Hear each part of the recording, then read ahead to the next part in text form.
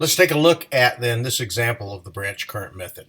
The example says use the branch current method to find each branch current in the figure.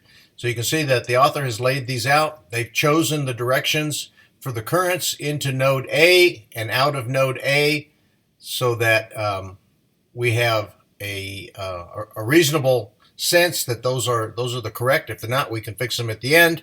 We've got 3 resistors and 2 sources.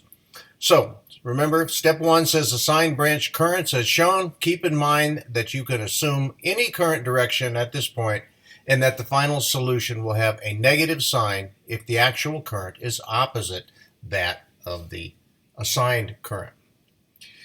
Mark the polarities of the resistors, voltage drops in accordance with the assigned current directions as shown in the figure. And so you can see they put a plus here, a plus here, a plus here, a plus here, which would align with the direction of the batteries, the polarity, plus here, minus, minus. Okay, so again, if you chose wrong, you'll get a negative sign and you can fix it later. So now applying Kirchhoff's voltage law around the left loop, we get 470 ohms, I1, plus 220, I2, minus the source, 10 volts, equals 0. And we do the same thing on the right. Okay, so we have 220 I2 plus 820 I3 minus 5 in this case for that source equals 0. Where all the resistance values are in ohms, the voltage in volts. So for simplicity, they have not put the units in here. At node A, then the current equation is I1 going in, I2 going out, hence the negative sign, I3 going in, hence the positive sign. The equations are solved by substitution as follows. First, find I1 in terms of I2 and I3. So all he did was rewrote that equation in terms of I1. Now we can substitute I2 minus I3 into I1 in the left-hand loop. Okay, so all they did was replace the I1 that was there, the I sub 1, with that relationship. So that eliminates I sub 1 from the relationship and allows us to then expand and then regroup our terms. So that in the end, we have 690 times current I2 minus 470, the current I3 equals 10. Now what we're going to do is let's solve for current 2. So let's move everything that isn't current 2 to the other side of the relationship. Okay, so we have 220 I2 is equal to 5 minus 820 I3. Okay, so we just chose the right loop. Okay, so I2 then is equal to 5 minus 820 times I3, and we divide that by 220. Substituting this expression for I2 then into the expression 820 I2 minus 470 I3 is equal to 10, then we have eliminated I2 from all of the expressions. So we have 690 times 5 minus 820 I3 divided by 220 minus 470 I3 equals 10. So now what we're going to do is we're going to factor out all of the I3s out of this term and move the terms around so that we have I sub 3 on the left-hand side. So when we expand our relationships here, 220 into 3450, 220 into 565,800 minus 470 I3, so that'll be subtracted from that, and so we divide 220 into that, we get 2571.8.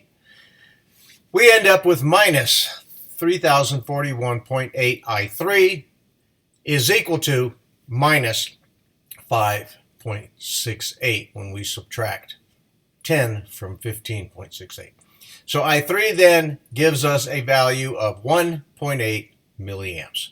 Now we substitute that value of I3 in amps back into the right loop equation.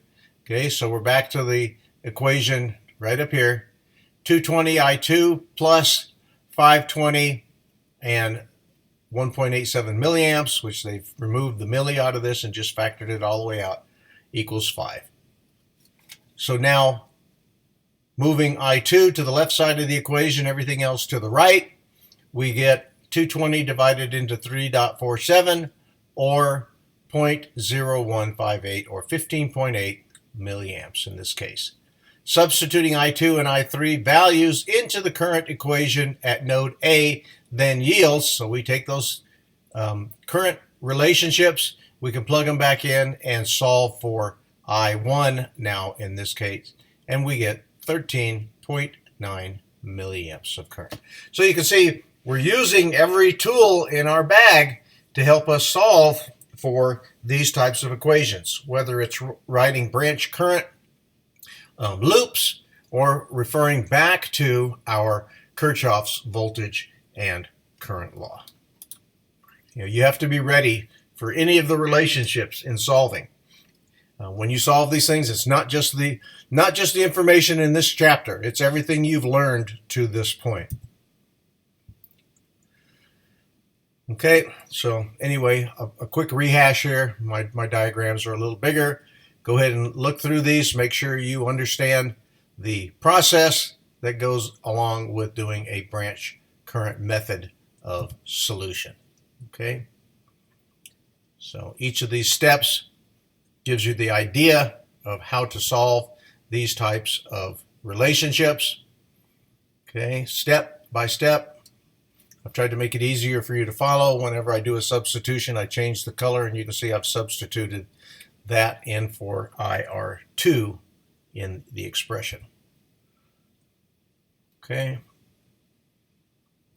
Use this as your learning tool. Pull out a piece of paper and go through these. Sit down with your calculator and go through these step by step to make sure that you understand the process. Okay, so the next thing we're going to look at is the loop current method. In the loop current method, also known as the mesh current method, you will work with loop currents instead of branch currents. An ammeter placed in a given branch will measure the branch current. Unlike branch currents, loop currents are mathematical quantities rather than actual physical currents. And these are used to make circuit analysis somewhat easier than it is with the branch. Okay, so we're going to come back, we're going to define what the loop current method looks like for doing our analysis.